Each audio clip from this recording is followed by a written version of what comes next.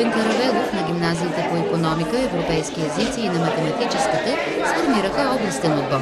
Те ще се стремят към прилагане на нови подходи за промяна в образователната среда. Избрали са темата за насилието, защото, въпреки че е актуална, все още никой не е дал решение. А по данни от Националния център за изследване на общественото мнение, за 2009 година 57% от децата между 8 и 17 години са били свидетели или жертви на агресия.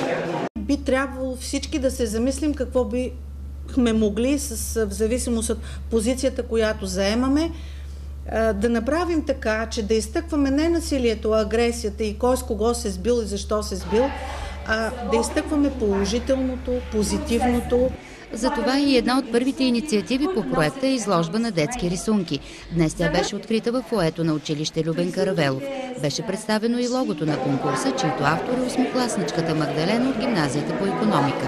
Логото за "Сме заедно" за училище без насилие е сърце, което символизира любовта, което е обратното на насилието, хора, които се държат за ръце, което символизира единството, и книгата, която символизира училището.